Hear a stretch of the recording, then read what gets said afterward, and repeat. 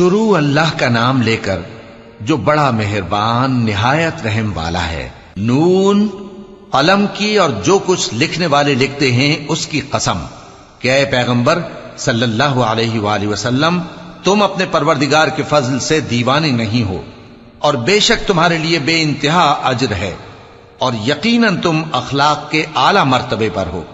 سو ان قریب تم بھی دیکھ لو گے اور یہ کافر بھی دیکھ لیں گے کہ تم میں سے کون دیوانہ ہے۔ تحقیق تمہارا پروردگار اس کو بھی خوب جانتا ہے جو اس کے رستے سے بھٹک گیا، اور ان کو بھی خوب جانتا ہے جو سیدھے رستے پر چل رہے ہیں۔ تو تم جھٹلانے والوں کا کہا نہ ماننا۔ یہ لوگ چاہتے ہیں کہ تم نرمی اختیار کرو تو یہ بھی نرم ہو جائیں، اور کسی ایسے شخص کے کہے میں نہ آ جانا جو بہت قسمیں کھانے والا ہے، ذلیل ہے، شرارت سے اشارے کرنے والا، لگائی بجھائی کرنے والا، مال دینے میں بڑا بخیل، حد سے بڑھا ہوا بدکار، سخت خو اور اس کے علاوہ بدذات ہے۔ اس سبب سے کہ مال اور بیٹے رکھتا ہے، جب اس کو ہماری آیتیں پڑھ کر سنائی جاتی ہیں تو کہتا ہے کہ یہ اگلے لوگوں کے افسانے ہیں، ہم ان قریب اس کی اونچی ناک پر داغ لگائیں گے۔ ہم نے ان لوگوں کی اسی طرح آزمائش کی ہے جس طرح باغ والوں کی آزمائش کی تھی، جب انہوں نے قسمیں کھا کھا کر کہا کہ صبح ہوتے ہوتے ہم اس کا میوہ توڑ لیں گے، اور انشاءاللہ نہ کہا۔ سو وہ ابھی سو ہی رہے تھے کہ تمہارے پروردگار کی طرف سے راتوں رات اس پر ایک آفت پھر گئی، تو وہ ایسا ہو گیا جیسے کٹی ہوئی کھیتی۔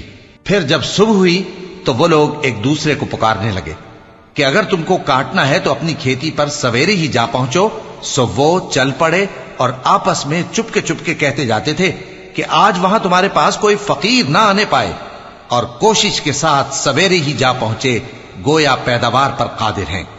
پھر جب انہوں نے باغ کو دیکھا تو ویران، کہنے لگے کہ ہم رستہ بھول گئے ہیں، نہیں بلکہ ہم بے نصیب ہو گئے۔ ایک جو ان میں سمجھدار تھا بولا، کیا میں نے تم سے نہیں کہا تھا کہ تم تسبیح کیوں نہیں کرتے؟ دوسرے کہنے لگے کہ ہمارا پروردگار پاک ہے، بے شک ہم ہی قصوروار تھے۔ پھر لگے ایک دوسرے کی طرف رخ کر کے ملامت کرنے، کہنے لگے ہائے شامت، ہم ہی حد سے بڑھ گئے تھے، امید ہے کہ ہمارا پروردگار اس کے بدلے میں ہمیں اس سے بہتر باغ عنایت کرے، ہم اپنے پروردگار کی طرف رجوع کرتے ہیں۔ دیکھو عذاب یوں ہوتا ہے، اور آخرت کا عذاب سب سے بڑھ کر ہوگا، کاش یہ لوگ جانتے ہوتے۔ پرہیزگاروں کے لیے ان کے پروردگار کے ہاں نعمت کے باغ ہیں۔ کیا ہم فرما برداروں کو نافرمانوں کی طرح نعمتوں سے محروم کر دیں گے؟ تمہیں کیا ہو گیا ہے؟ کیسی تجویزیں کرتے ہو؟ کیا تمہارے پاس کوئی کتاب ہے جس میں یہ بات پڑھتے ہو کہ جو چیز تم پسند کرو گے وہ تم کو ضرور ملے گی؟ یا تم نے ہم سے قسمیں لے رکھی ہیں جو قیامت کے دن تک چلی جائیں گی کہ جو کچھ تم طے کر لو گے وہ تمہارا ہوگا؟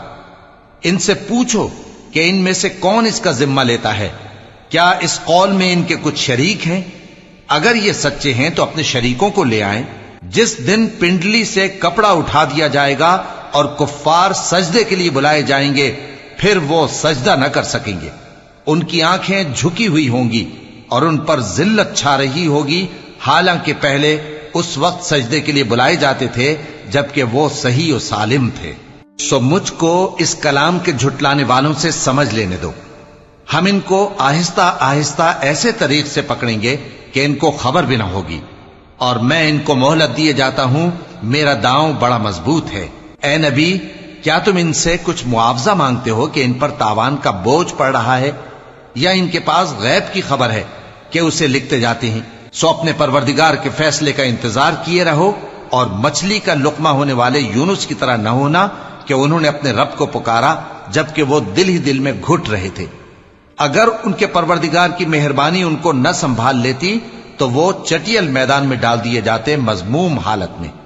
پھر ان کے پروردگار نے ان کو برگزیدہ کر کے نیکوکاروں میں شامل کر لیا۔ اور کافر جب یہ نصیحت کی کتاب سنتے ہیں تو یوں لگتے ہیں کہ تم کو اپنی نگاہوں سے پھسلا دیں گے، اور کہتے ہیں کہ یہ تو دیوانہ ہے۔ اور لوگوں، یہ قرآن تمام جہانوں کے لیے نصیحت ہے۔